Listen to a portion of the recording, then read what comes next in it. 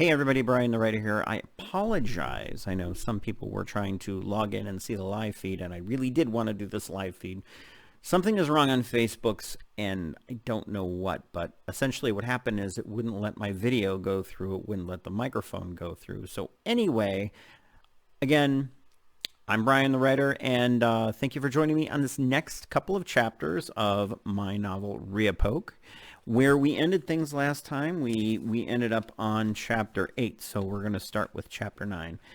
Before I get started, I just want to remind everybody this is available via it's available via hard copy or ebook. You can pick up a copy actually directly from me if you live in the United States. I'll sign it and send it to your house. So what a cool deal is that? And anyway, so here we go. Chapter 9, The Dangers of Boating. Mike Chase paced the floor of the owner's suite. He shouldn't be this nervous about a lunch date. After all, he'd spent a good portion of the previous day with Megan at the beach, and they'd enjoyed a lovely dinner. They hit it off, and even though liquor had possibly clouded his judgment, they had chemistry. Now if he could only avoid screwing the whole thing up. Putting one tie down and then picking up another, the man staring back at him in the mirror judged him unfavorably. The image scowled back at him, displeased with every decision he'd made that morning. He felt someone watching him from afar, and he turned toward the door. Kelly stared with amusement and shook her head, laughing at the comedy of one playing out in the room. He winked at his daughter. The way she smiled and leaned against the door presented an almost perfect copy of Mike's wife. She was the spitting image of her mother in every way, a stunningly beautiful girl with a head on her shoulders that would give anyone a run for their money. His heart ached that his wife wasn't there to see the woman their daughter had grown into. Kelly and Kyle hit it off, but only as friends, she assured her father.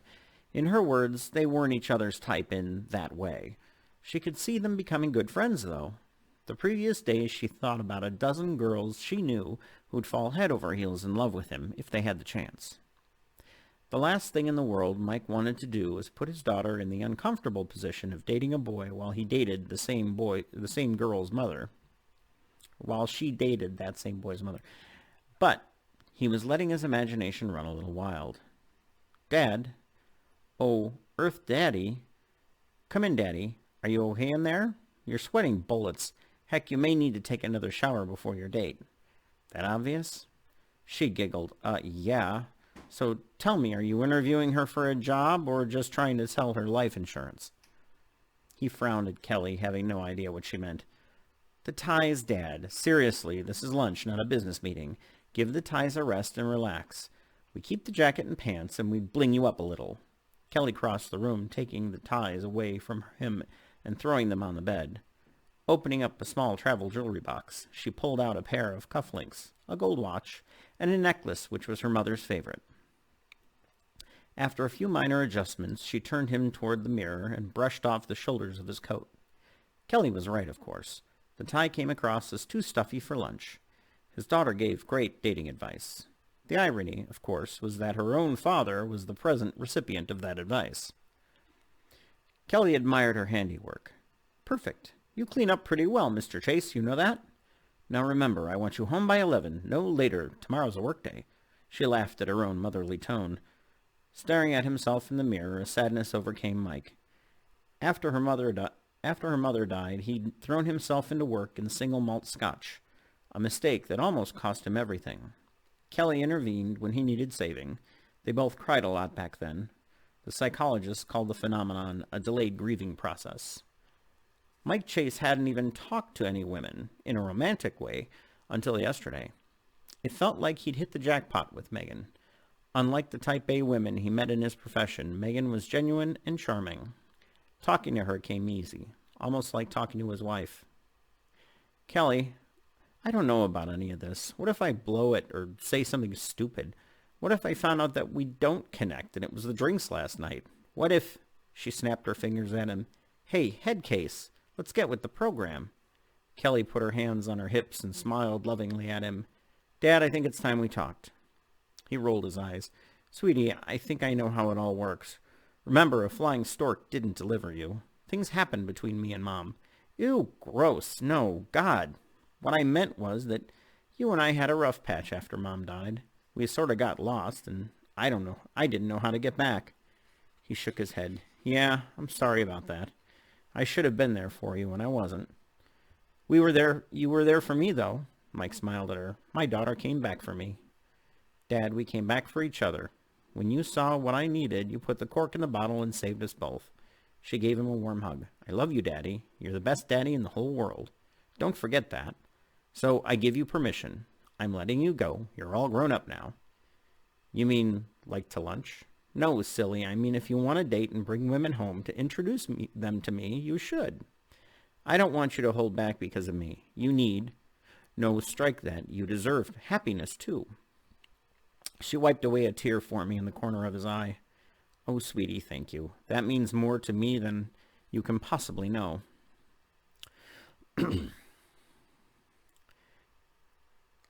Your mother was the only woman in this world that I loved in that way. I don't even know if I can do this. It feels so alien to me. She rolled her eyes and grabbed his hands. Daddy, what's not easy? Kyle and I had tons of time to talk, and it sounds like you're both in the same boat. So you two can be nervous together. Go ahead, give it a try. I'll bet you'll have a great time.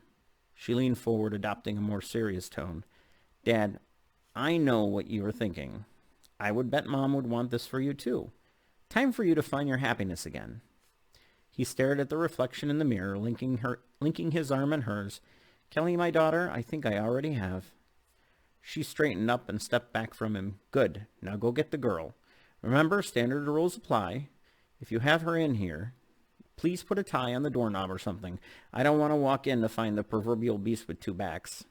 Kelly, I'm not sure if I'm more shocked that you know about the tie thing or the reference to the beast with two backs. He glanced down at his watch. Oh, wow, it's time to get moving. I need to hustle down there to meet her at the restaurant.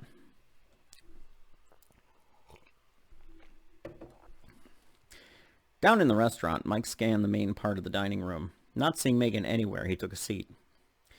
Kelly and Kyle planned to hang out down by the pool and meet other teens in the game room. Kyle seemed like a nice, level-headed kid, and it made Mike happy to see Kelly making new friends and having fun. This week his daughter of old had emerged. The sommelier brought up a bottle of white wine from the cellar and put it on ice that morning. The wine stood out as the perfect balance to the fish special being prepared for lunch. Megan mentioned a fondness for fish and white wine, so he'd made a calculated guess. The kitchen staff prepared anything he asked for, and even things he didn't expect. Owning a resort had its perks. He glanced at his watch again. The big hand sunk a few ticks past noon. He shrugged. Being fashionably late wasn't the worst thing in the world, he reasoned. It was the people who insisted everything run on schedule all the time that annoyed him the most. At 20 past the hour, Mike resigned himself to the realization that he'd been stood up. His first at-bat in the dating game, and the pitcher hadn't even thrown the ball. He ran through every word of their conversation the day before, searching for anything he might have said that could have offended her. Draining the wineglass, Mike stood to leave when the phone rang. The caller ID read, Kelly. Hey, sweetie. What's up? Not wanting to admit he'd been stood up. Dad, is Kyle with you guys? There was a surprising tinge of concern in her voice. His heart rate raced. The urgency in her voice suggested something was very wrong. No, Megan never showed up. Why? He winced at his confession, feeling the stinging yet again. Come down to the boathouse right away. This might be an emergency. I think something may have happened to them. He jumped up from the table and ran out the side door. The rain reflected his sudden worry. Pelting him even harder, the parking lot in the distance gushed over its curbs with rainwater. Beyond that, Lake Oleander roiled in an angry gray mass. He sprinted across the yard and to the docks, entering the boathouse. Bill stood by in his rain slicker, along with Kelly and a couple of her friends. Kelly spoke excitedly. Bill, tell my dad what you told us. This morning, the lady and her son took one of the boats out, he obliged. Yeah, they told me they were going out, so what? Mike, that's the thing. They haven't come back. We got worried when Kyle didn't show, Kelly added. We called up to the room and no one answered. Ricky saw them take a boat out this morning, so we went over to the big picture window and saw one of the boats still out. That's when we ran down here, and Bill told us that it was their boat. Mike's heart fell through the floor. His date was apparently in mortal danger. His eyes darted out the door onto the lake. It was stunning how quickly the visibility vanished to only a few feet from the dock. Anyone stuck out on the lake was in serious danger. Lake Oleander wasn't wide, but it was spring-fed. Its notoriously cold water could induce hypothermia, even in the heat of the summer. Mike turned to Ricky. You were right to worry. Do you remember which direction they headed? The skinny boy in the back spoke up. Yes, sir. They headed towards the trough. Mike nodded. The trough was a local euphemism for where the Lake Oleander reached the southern end of its curve. We have to go search for them, Bill, Mike said. He fought a pitched battle to keep his stomach under control. The old man threw up his hands, exasperated. Mike, there's no way. Then we'd have 2 boats missing in this. We have to wait until the storm stops. Why don't you call the police over in Riapoke? Let them know to be on the lookout for them. That's the part that I'm afraid of, them ending up over in Riapoke. Mike had heard the stories over the years and met a few of the residents. Rumors abound of people finding their way into town and vanishing without a trace. We can't just sit here and do nothing, Bill. We have to go after them. Dad, no, Kelly petitioned. The rain is too much. You have to wait until the storm blows over. You know that's true. Bill moved the window shades out of the way and scanned the surface of the lake. The early afternoon had taken on more of a dusky gray. Sorry, Mike, we don't have any choice. To go out in this would be suicidal. We need to hold off for better weather. As if to drive home his point, a large log floated by, looking like an alligator who'd made its way too far north and took up residence in the lakes of Virginia. An unseen current pushed it along to an unknown destination, waves fiercely lapping over it. While changing into thicker, more practical clothes, Mike called the authorities in Riapoke. Apparently, the local conservation officer, who had jurisdiction, was out on another weather-related call and wasn't expected back for some time. The dispatcher assured him people had survived worse, and he should try to relax until someone contacted him. Mike said, "Okay, thank you," and hung up the phone, not feeling very assured. In his heart, he wanted to reach through the phone and slap the dispatcher for being so dismissive of Megan and Kyle. After an hour after learning they hadn't returned, Mike watched Bill place a few items into the boat they'd needed to mount a rescue operation. What Mike understood about law, he lacked an understanding about lakeshore living. Every few minutes, Bill told him to move out of the way, muttering to himself, "It'd be easier if you just stayed in the office while I did this." Mike finally got the message. Not meaning to be in the way, he reluctantly backed off, but not far. He willed Bill to finish so they could get underway. Finding Megan and her son were his top priority. Part of him knew the situation carried a strange gravity, not unlike a detective investigation of a missing persons. The longer they lingered at the dock, the less chance they had of bringing Megan and Kyle back safely. Finally, Bill indicated all was ready. "What do I do, Bill?" "You sit there with these binoculars, scan the water for any sign of the boat, or—" Bill hesitated to finish his statement. "Or what?" "I'd rather not say. Just keep your eyes peeled for anything out of the ordinary." Mike's expression grew somber. "Okay," he finally said, understanding Bill's macabre meaning. They headed south along the shore in the direction the skinny teen indicated. In the absence of better information, it was a reasonable direction to start their search. The lake widened out in spots, but ran north and south, forming a large U if viewed from the air. Getting lost on the water and ending up on the other side of the lake wasn't unheard of. Lake Oleander took its name from a flower that never grew there. Legend said someone once tried to plant oleanders and failed. Yet the name of the lake stuck. Given the rash of unusual disappearances around the lake the past 50 years, the name association with the flower was appropriate. Oleander plants could be deadly. Bill continued to scan the horizon while Mike stood on the bow with binoculars. Twice Bill had to yell at Mike to sit down. After a rainstorm, logs and large sticks lingered just under the surface.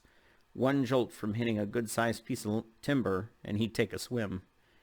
They made their way around the U-shaped bend in the lake and headed back north. The city of Riapoke lay on the exact opposite side of the lake from the resort. About the only built-up features of the lake shore were the city of Riapoke and the hideaway. A few houses butted up against the water's edge, but they were fewer on the Riapoke side, owing to highway accessibility. The mix of deciduous and conifer trees along the waterway sat unbroken except for a few homemade piers jutting out into the water in a few places. Once there was a restaurant near the trough, which did all right for a few years, but closed during the recession. The building stood crumbling and abandoned. The city, for its part, did little to dispel the negative rumors surrounding it. It wasn't so long ago that people visited Riapoke on a regular basis, and even though the townspeople still maintained a cold detachment, they were at least friendly to the visitors. That was 10 years before the one and only church in town effectively cut Riapoke off from the rest of the world. Parishioners were forced to obey a strict oath of conduct, which included swearing to stay within the boundaries of Riapoke unless permitted to leave. From what Mike understood, few ever made such a request. He hated the idea of waltzing up there and asking someone if any strangers were swimming for their lives on their side of the lake. That's the end of Chapter 8. Or Chapter 9, sorry. Chapter 10, Killing a Friend. Inside his church office, Donnie opened the door leading to the cave where the master lived. He was reminded of the awesome responsibility of being the master's voice in the community.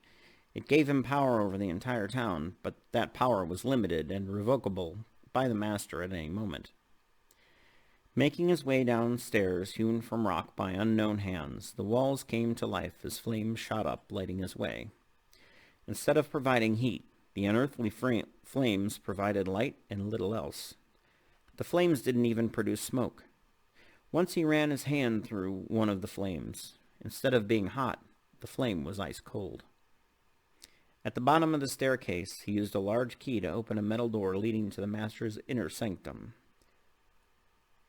"O great and merciful master," he chanted, "I come before you as a pilgrim in the wilderness. I come in search of the way, the truth, and the light.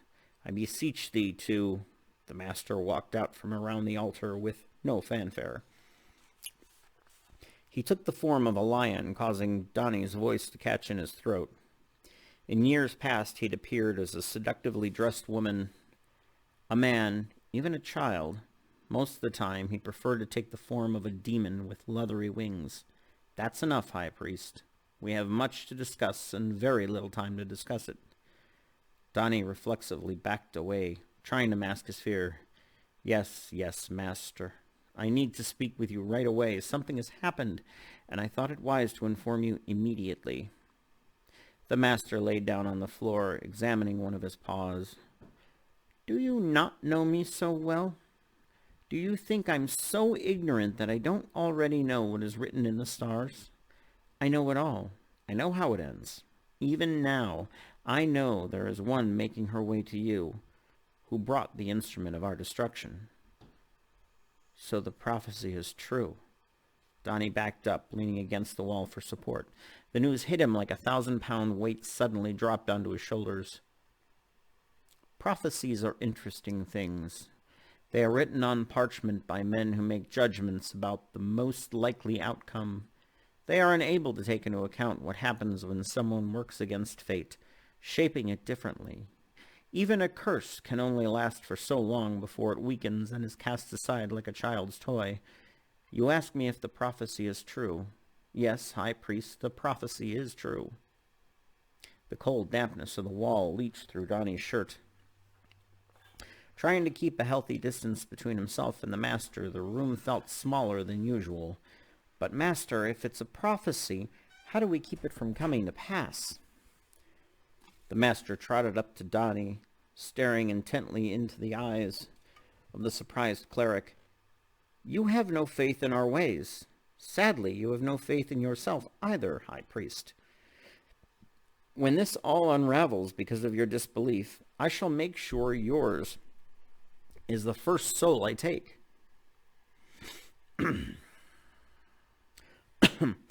On this day you must sharpen your resolve and follow my instructions carefully. Mark my words, the woman spoken of in the prophecy will come to you by the time the sun surrenders its last rays. You are to bring her before me as the final tribute. Make sure the woman's son meets your daughter. They are destined to wed. Their children will continue and expand my reign. Donnie searched the master's eyes, not daring to divert his gaze or risk death. The warmth of the beast's breath tickled the hairs on the side of his face. He wished he'd brought the amulet with him. It protected the wearer from any supernatural harm, including the master. The source of the magic was unclear. However, it was strong enough. The master forbid its use, except for the most formal of ceremonies. He willed his heart rate to return to normal. As it did, the master seemed to calm as well. The immense cat turned away from Donnie and paced the floor. Good, the master said. You're learning to control your own fear. Something you must do in the coming days, if you want to survive. Other than myself, you are the only person who can know this truth. We're all in grave danger. Strengthen your heart, High Priest. What I ask of you is no easy task. However, I would not put this yoke on your shoulders if I didn't believe you could complete your mission. Sitting on his haunches again, the enormous cat held up one of its immense paws. What safeguards have you put in place? I'm most concerned about this information getting out, and I fear that Brother Matthew may not be as loyal as he needs to be. Brother Waylon, while faithful, also lacks the ability to control his tongue. Donnie almost forgot the purpose of the visit. The master already knew how much and how little either of the men knew. Master, Matthew and Waylon have a strong bond. I told Matthew to keep an eye on Waylon and to ensure no one else knew about today's events. If word spreads, there will be panic in the streets of Riapoke, and nothing I can say will bring the situation back under control. For now, don't concern yourself with this. Hear my edict and follow closely. I think you erred in your handling of Waylon. Alcohol has clouded his judgment, and he can no longer be trusted. Tell Matthew to kill him tonight and leave the body at the house by the lake. I don't want that fool running his mouth off to the townspeople. I suspect he is our betrayer. But Waylon didn't do anything to deserve... Donnie's voice dried up as the master eyed him. One of the large cat's paws spread out in front, displaying dagger-like claws. Oh, no, please, the master said. Don't let me stop you. I love it when my high priest argues with me about the rules and mandates I put forth. I'm sorry, master, I forgot my place. Please, I beg of you, forgive me. I'll take care of it right away. Donnie fell to his knees in a supplicating gesture. Do you know why I chose this form? I wanted to appear as something you both revered and feared, strong and threatening, and at the same time beautiful and commanding. In a puff of vapor, the master changed from a lion into his regular form of a large demon with black wings. In this body you fear me. You see me as a grotesque figure because your culture doesn't believe in such things. When you see that which you don't believe exists, you fear it. You've lost touch with what it means to have gods and demons walking among you. With another puff of vapor, the demon was replaced with that of the sultry woman he'd seen before. And in this form, you neither fear nor respect me. You see me as something to protect, a young woman who needs a strong man. He morphed into the huge lion again. Be clear. No matter what the form, you are here to obey and respect my commandments. Do you understand me? Yes, master, I understand. Are you certain? Yes, master, Waylon will die tonight, if not by Matthew's hands, then by my own. Good. Nothing is written in the tablets of time. There is still a chance we'll prevail. Leave me now, as the woman will be at your house shortly. She cannot call out of town. Whatever you have to tell her, you tell her. Until the woman is dead and her son is one of us, the town will remain without any means of communication with the outside world. The master turned from Donnie and walked back into the darkness of the cave. More than once Donnie had wondered what world extended past the dark portal. Today, however, he found the urge to leave the cage far outweighed any other curiosity. A few minutes later, Donnie maneuvered his car through the street-lined highway. The house was close enough to the church, only a few minutes away by car. Even in that short period of time, his mind raced with questions. What would this woman look like? Why did Beth have anything to do with this? The time spent with the master overwhelmed his nerves. Even with the car's heater running at full blast, the air felt icy. Terrified of the unknown, Donnie wanted nothing to do with any of this. The idea of picking up his daughter and just driving out of town crossed his mind. They could make it beyond the master's reach. He dismissed the idea as soon as it entered his conscious mind. The master is a god, and there would be no place he could go, no distance he could travel with which would put them far enough away from the master's eternal reach. At this point, Donnie and his family were fully vested in the town of Riapoke, and this woman and her son, he'd have to see this all the way through till the end. Beth was his pride and joy. How might the boy react to her? Is he a threat? The master wouldn't deliberately put Beth in danger, would he? He might unintentionally. The master didn't see individuals, only the greater good, but their fates may already be written in stone. Poor Waylon didn't deserve to die. However, not following through wasn't an option. The terrifying image of the master's enormous paw played in his mind. He pulled out his phone and dialed. "Matthew, this is Donnie." "Hello, Reverend, what can I do for you?" came the voice from the other end. Donnie hesitated for a moment. "I need you to kill Waylon. It isn't an order from me, but from the master himself. I want to be clear on that. You are to take him out to the house by the lake. Make it quick, do you understand?" A pause on the other end of the line suggested Matthew was stunned by the request. Donnie knew Waylon and Matthew enjoy a close bond as children, so asking this was like asking Matthew to kill his own brother. "Are you sure about this?" Matthew's shaky voice replied. "Yes, I just came from the lair. I don't want to discuss it, just do it. Call me back when you're done." Matthew let out a prolonged sigh. "All right, Reverend. I hate this, but I'll do it. In the meantime, I have 2 people I'm bringing to you. They need sentencing." Donnie's breath caught in his throat. "Are these the people the master referred to?" "A woman and a boy?" "Yes, how did you know?" Matthew asked. Donnie felt a headache coming on, a throbbing in his temples. "I just do. Bring them to the house." A moment of silence passed between them, and Matthew sighed again. This time the sigh sounded even more despondent than before. "Matthew, for what it's worth, I asked the master to spare his life," Donnie said. "Thank you for that," Matthew replied. "I'll see you in about 10 minutes. Donnie made a quick phone call to the house staff to ensure 2 guest bedrooms were prepared. Not the same as a true jail, but it served the same purpose, especially since the security team locked and unlocked the doors at night. He hit another button on his cell phone, and the voice of a young woman answered. "Yes, Daddy?" "Elizabeth, what are you doing right now?" He only called her Elizabeth when he needed her to do something.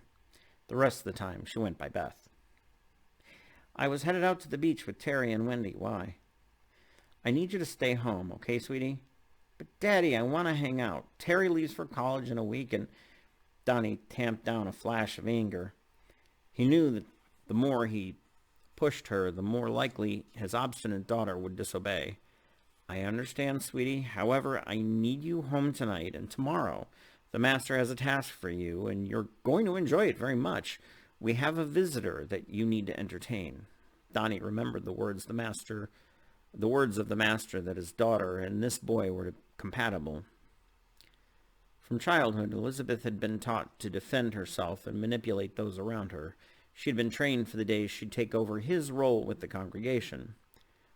Something went wrong along the line, though, and now that the hormones had reared their ugly heads, Donnie worried Beth was becoming psychotic.